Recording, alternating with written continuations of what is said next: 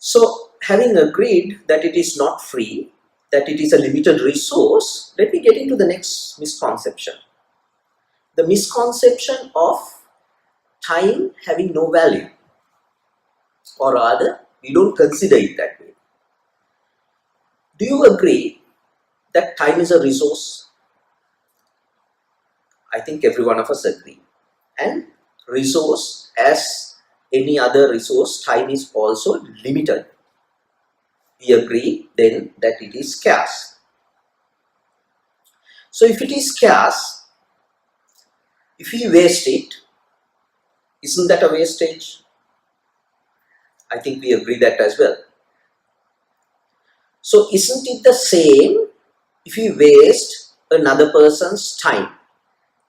Isn't it wasting his resource? So what is a resource now? You will again agree with me, resource is used to create wealth. Agreed. What is wealth? Wealth need not be simply monetary. We agree on that. It can be intellectual, it can be social, it can be other.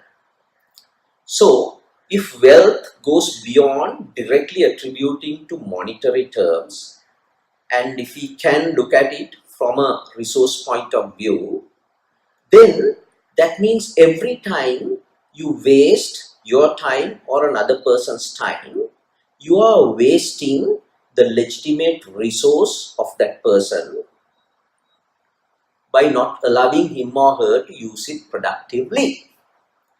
Now, if resource goes beyond monetary terms, and if it is, or rather wealth goes beyond monetary terms, this literally means you are robbing another person's wealth.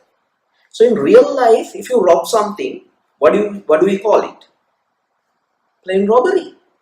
So isn't this a kind of a robbery in literal terms?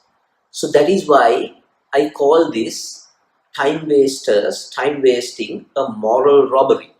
It's a moral robbery. You are not allowing to use the resource productively. So that's the concept of time being not free, and whenever you waste it for yourself or for others, it is a moral robbery. And when you really waste others' time, it is an obvious robbery.